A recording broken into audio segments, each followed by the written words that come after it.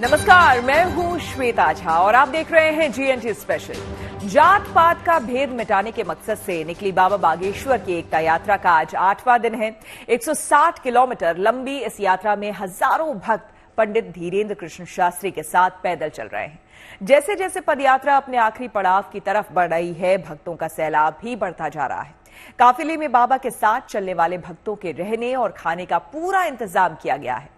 आम लोगों की तरह कई नामी हस्तियां भी इस एकता यात्रा में शामिल होने के लिए पहुंच रही हैं। कल ये यात्रा अपनी मंजिल पर पहुंचने वाली है। कल ओरछा के राम राजा दरबार में पहुंचकर बाबा बागेश्वर की एकता यात्रा का समापन हो जाएगा।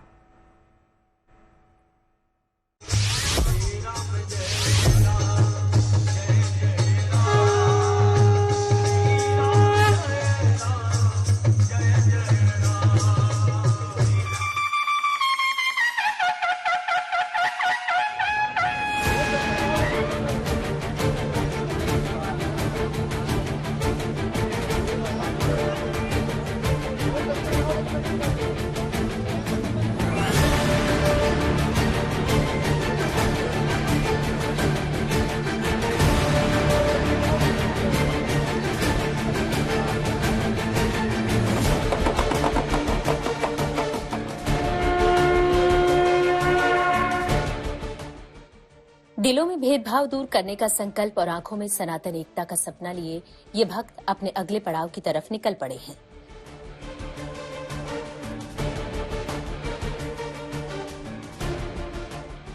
बाबा बागेश्वर की एकता यात्रा के 8वें दिन भी भक्तों का उत्साह देखने लायक था।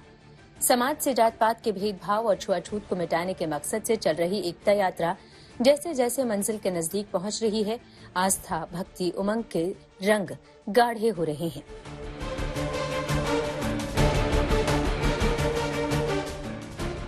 हाथों में बजरंग बली की ध्वजा लिए ये भक्त बिना थके बिना रुके लगातार आगे बढ़ रहे हैं। झूमते गाते पदयात्रा करते इन भक्तों में अपार जोश और उल्लास नजर आ रहा है।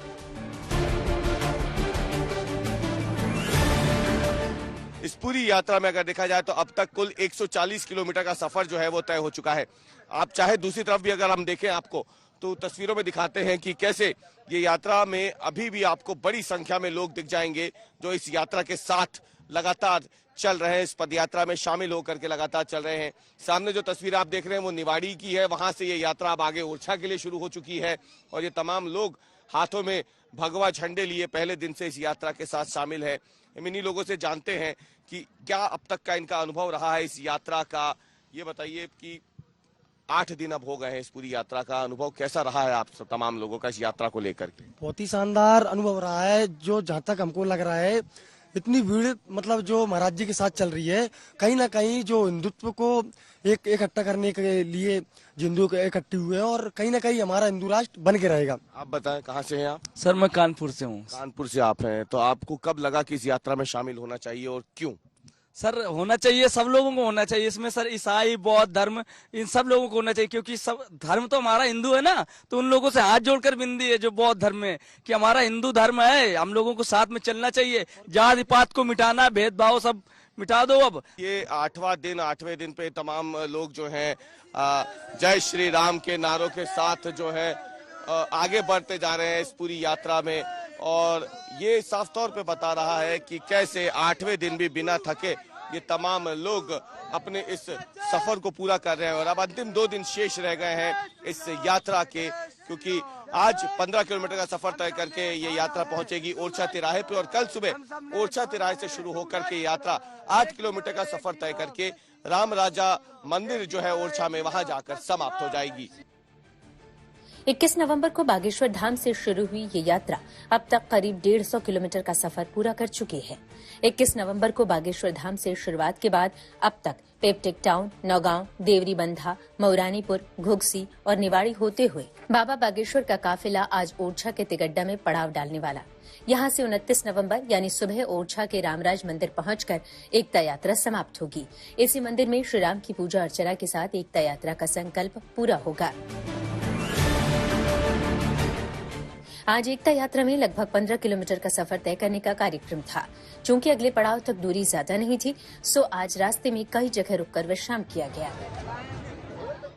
और ये जो जगह है ये निवाड़ी से ओरछा के बीच की एक जगह है बरुआ सागर के पास, जहां पे फिलहाल ये यात्रा ने थोड़ी देर का हॉल्ट लिया है, क्योंकि यहाँ पर जो धीरेन्द्र कृष्ण शास्त्री हैं वो अपने साधु संत जो उनके साथ चल रहे हैं, जो संत समाज है, उनके साथ बैठ के फिलहाल यहाँ पे फलाहार और साथ ही में पैरों में जो छाले आ गए हैं उसका इलाज एक तरीके से यहाँ पे वो अपना करवा रहे हैं, मरहम पट्टी करवा रहे हैं। आपको उन तमाम शिष्यों के बारे में भी बताते हैं जो कि सुरक्षा व्यवस्था को एक तरीके से देख रहे हैं। ये आप देख सकते हैं दमोह से शिष्य मंडल है जो यहाँ पहुंचा हुआ है। ये भी जो रस्सा चलता है, सबसे आगे वाला रस्सा, उसे साथ में लेकर के चलते हैं और ये लगातार अपनी यात्रा में शुरुआत से लेकर अब तक चलते आ रहे हैं। इसके बाद जो है होता है वो पुलिस का घेरा होता है, क्योंकि पास ही में अगर आप देखें पीछे की तरफ तो आपको पुलिसकर्मी वहां सामने दिख जाएंगे और ये उत्तर प्रदेश और मध्य प्रदेश के पुलिसकर्मी हैं जो लगातार अपनी इस पूरी यात्रा में अंदर का घेरा संभाल रहे हैं और उसके अंदर रहते हैं धीरेन्द्र कृष्ण शास्त्री। और अगर आप सड़क के दोनों तरफ देखें तो इस तरीके के कई सारे लोग चल रहे हैं जो यात्रा का शंखनाद करते हुए, जब यात्रा किसी एक इलाके से गुजरती है तो ये इस तरीके से शंखनाद करते हुए ये भी इस पद यात्रा के साथ जो भक्त है पैदल चलने वाले वो चल रहे हैं। देश के अलग अलग राज्यों से आए भक्त इस यात्रा में शामिल हो रहे हैं। बागेश्वर धाम में इन भक्तों की अनंत आस्था है और ये भक्ति इनकी ऊर्जा में भी दिख रही है। 8 दिन की यात्रा के बावजूद न तो चेहरे पर थकान है और न जोश में कोई कमी।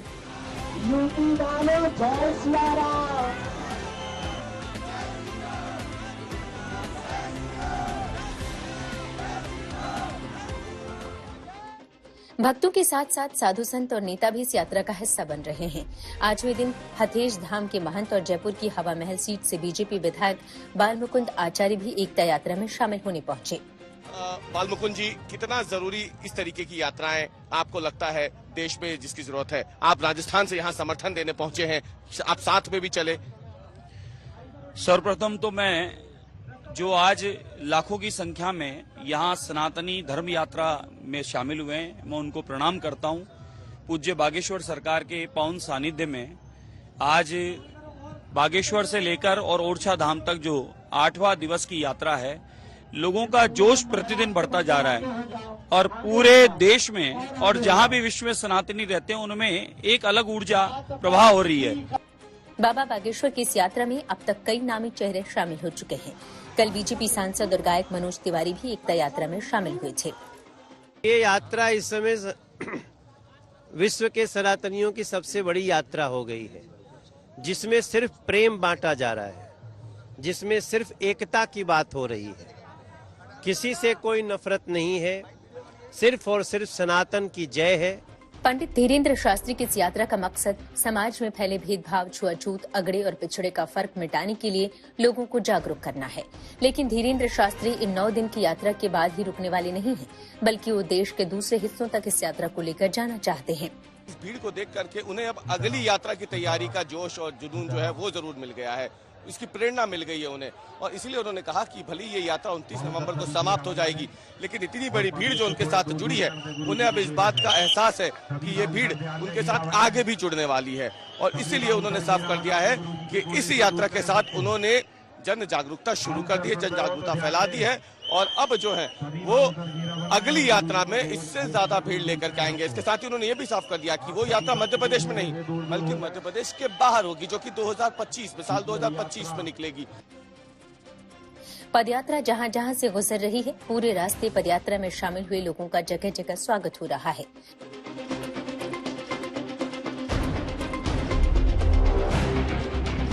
आठ दिन तक निर्विघ्न चली एकता यात्रा अब अपने अंतिम पड़ाव की ओर बढ़ रही है।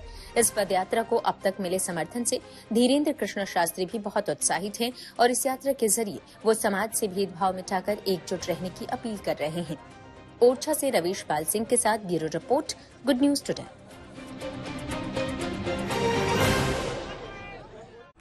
यात्रा के आखिरी पड़ाव ओरछा तिगड्डा के रास्ते में हमारे सहयोगी रवीश पाल सिंह ने पंडित धीरेन्द्र शास्त्री से उनकी एकता मिशन पर बात की। आइए आपको सुनाते हैं एकता यात्रा के समापन से ठीक एक दिन पहले बाबा ने इस यात्रा और अपने मिशन की सफलता को लेकर क्या कहा। गुरुजी, लोगों को लग तो नहीं रहा था कि इतनी असंभव सा लग रहा था, लेकिन 160 किलोमीटर का सफर जो है कब निकल गया, 8वां दिन कब आ गया पता ही नहीं चला।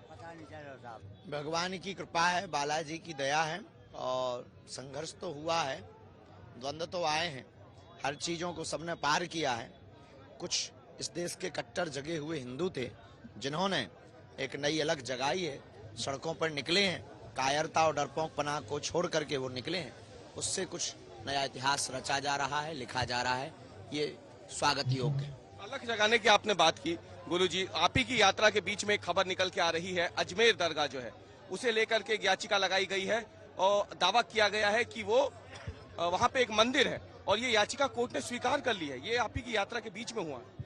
भगवान की कृपा है, सब मंगल मंगल हो रहा है, हिंदुत्व के प्रति सकारात्मक समय आ रहा है। अगर वहां भी शिव मंदिर है तो प्राण प्रतिष्ठा होगी, रुद्राभिषेक होना चाहिए। आप क्योंकि जात पात को मिटाने की भी बात कर रहे हैं, सुप्रीम कोर्ट ने भी एक मामला अभी एक फैसला सुनाया है जिसमें एक महिला आरक्षण का लाभ लेने के लिए अपनी जाति बदल रही थी, लेकिन सुप्रीम कोर्ट ने उस पर रोक लगा दी है। देखिए, इस देश में समानता की आवश्यकता है, समान अधिकार, समान शिक्षा, समान जीवन शैली, ये संविधान का नियम है। हम चाहते हैं कि सब समान होवे, सबको समान अधिकार हो। इस देश में लाभ अमीरी और गरीबी के हिसाब से। एक आप जो अपील कर रहे हैं लोगों से 7 वचन है, उनमें से एक वचन है कि मंगलवार और शनिवार को बड़ी संख्या में वो मंदिरों में जाएं ताकि भारत बांग्लादेश ना बन सके। ये कैसे संभव है? बिल्कुल संभव है। जब मंदिरों में एकत्रित होंगे तो धर्म, वहां पर विचार विमर्श होगा, अध्यात्म पर चर्चा होगी, एकत्व पर चर्चा होगी, सामाजिक सौहार्द बढ़ेगा, तो निश्चित रूप से हिंदुओं के खिलाफ चलने वाले षड्यंत्रों के मुंह पर जो है तमाचा लगेगा। जुमे की नमाज में मस्जिदों में भी लोग जमा होते हैं, क्या उसी को हम देख के चले कि हिंदू भी अगर मंगल और शनिवार को बड़ी संख्या में मंदिरों में इकट्ठा होता है? ईसाई भी रविवार को इकट्ठा होता है, मुसलमान भी होता है, तब तो इतनी व्यापकता के साथ वो फैल रहा है। हिंदू इसलिए कि अपने घरों में ही पूजा करके चुप बैठ जाता है, इसलिए अब घर से बाहर निकलना पड़ेगा। ये डर हटाने के लिए ही हम यात्रा कर रहे हैं। धन्यवाद। एक आखिरी सवाल गुरुजी, बांग्लादेश में इस्कॉन मंदिर को बैन करने के लिए कोर्ट में याचिका लगाई गई है, हाई कोर्ट में। मंदिर को बैन करने के लिए, इस्कॉन संस्था को बैन करने के लिए बांग्लादेश में याचिका लगाई गई है। बस हमको दुख और दर्द इतना है कि भारत का कोई भी मुसलमान नहीं बोल रहा है। भारत के मुसलमानों को बोलना चाहिए कि ऐसा ना करें, क्योंकि भारत में मस्जिदें बैन नहीं, तो बांग्लादेश में हिंदुओं के मंदिर बैन नहीं होने चाहिए। 160 किलोमीटर की यात्रा के बाद आखिरकार ये यात्रा अब से कुछ ही घंटों बाद अपनी मंजिल तक पहुंच जाएगी। ओरछा में बाबा बागेश्वर की एकता यात्रा का बेसब्री से इंतजार किया जा रहा है। कल राम राजा मंदिर में पूजा के साथ ही इस यात्रा का समापन होगा। ओरछा का राम राजा मंदिर अपने आप में बेहद खास है। इस मंदिर में श्री राम की पूजा राजा के रूप में होती है, उन्हें बाकायदा गार्ड ऑफ ऑनर दिया जाता है। ओरछा के राम राजा दरबार मंदिर की मान्यता दुनिया भर में है। यहां दर्शन के लिए देश विदेश से श्रद्धालु पहुंचते हैं। एकता यात्रा के पहुंचने से पहले राम राजा दरबार में खास तैयारियां की गई हैं। मंदिर को सजाया जा रहा है। मंदिर ही क्यों बल्कि पूरे ओरछा में इस यात्रा के भव्य स्वागत की तैयारियां चल रही है। रास्तों और इमारतों को फूलों से सजाया जा रहा है। एकता यात्रा के पहुंचने पर ओरछा की महिलाएं एक भव्य कलश यात्रा भी निकालने वाली हैं। ओरछा के लोगों में सनातन एकता यात्रा को लेकर खासा उत्साह नजर आ रहा है। यहाँ पर विशेष रूप से संपूर्ण नगर को जो है कल जो है फूलों से सजाया जाएगा और यहाँ की महिलाएं कलश लेकर कल उनका स्वागत करेंगी। और यहाँ के जितने भी धार्मिक पुजारी लोग हैं, मंदिर के जितने हैं, सब उत्साहित हैं कि कब धीरेन्द्र शास्त्री ओरछा आए, क्योंकि उनकी ये लंबी यात्रा जो है, जो बिना जो है पैरों में कुछ पहने हुए नंगे पैर चल करके आ रहे हैं। उनके पैर भी जो है इस समय इस यात्रा में लूलुहान अवस्था में है, लेकिन फिर भी जो है वो इस सनातन को इकट्ठा करने के लिए, हिंदू धर्म के लोगों को इकट्ठा करने के लिए, उनके बीच में जो आपस में जो खाइयां बढ़ती चली जा रही हैं, उनको एक साथ करने के लिए, एक सूत्र में बांधने के लिए उनकी ये यात्रा कल ओरछा में आने वाली है। हम सब लोग उनका बड़े भव्यता के साथ, उत्साह के साथ उनका कल स्वागत करेंगे। महाराज जी लगातार कह रहे हैं कि जात पात पूछे नहीं कोई, हरि को भजई सो हरि का होई।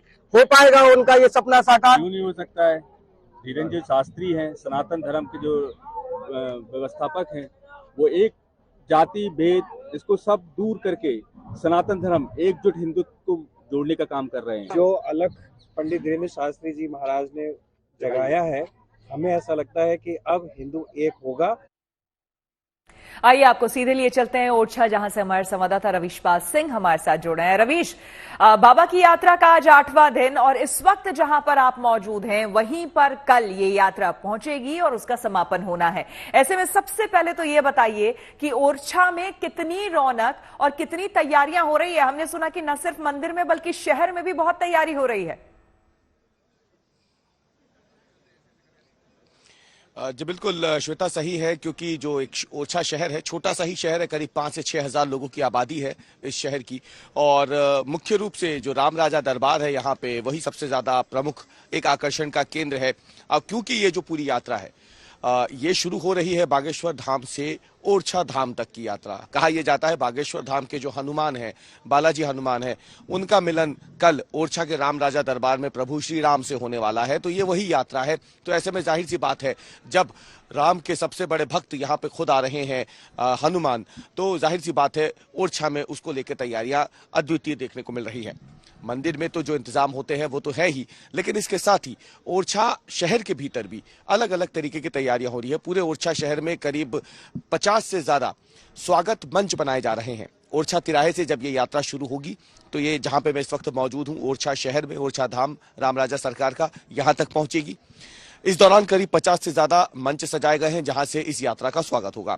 देखिए, ये जो बसाहट है ओरछा की, ये कुछ इस तरीके की है कि अगर इतनी भीड़ एक साथ ओरछा में आ गई तो फिर जाहिर सी बात है यात्रा सही समय पे मंदिर नहीं पहुंच पाएगी।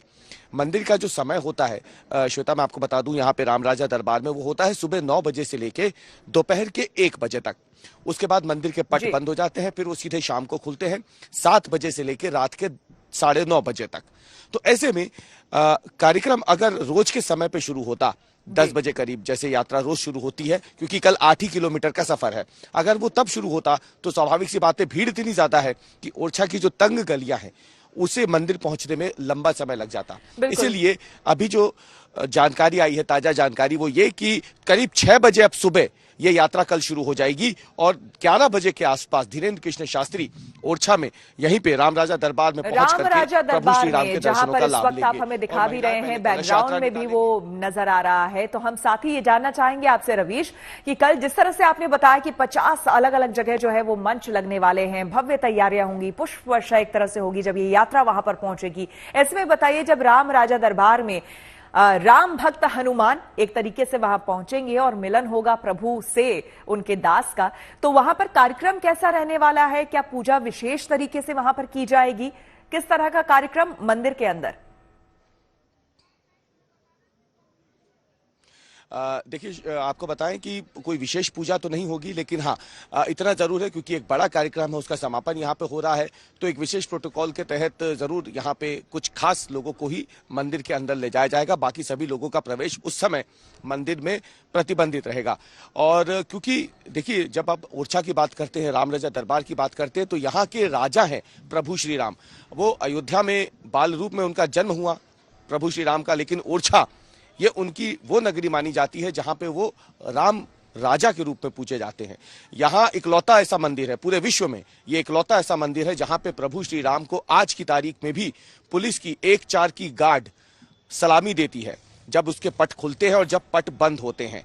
तो स्वाभाविक सी बात है, यहाँ पे प्रोटोकॉल तो सिर्फ राम राजा का ही चलता है। उसी प्रोटोकॉल में जो लोग आएंगे उनको, कुछ लोगों को इजाजत रहेगी। उसके बाद बाहर निकल करके बताया जा रहा है कि सामूहिक रूप से करीब 2100 बटुक जो है वो शंखनाद करेंगे, शंख ध्वनि से, और उसके बाद सामूहिक रूप से हनुमान चालीसा का पाठ होगा। ये जो सारी बात आप बता रहे हैं, वो तस्वीर, वो नजारा, वो पल देखने लायक होगा। आप हमें सीधी तस्वीरें वहां से दिखाइएगा, हम आएंगे फिर आपके पास। फिलहाल बहुत शुक्रिया आपका। इसी के साथ GNT स्पेशल में मेरे यानी श्वेता झा के साथ फिलहाल इतना ही। देश दुनिया की तमाम पॉजिटिव खबरों के लिए आप देखते रहिए गुड न्यूज टुडे।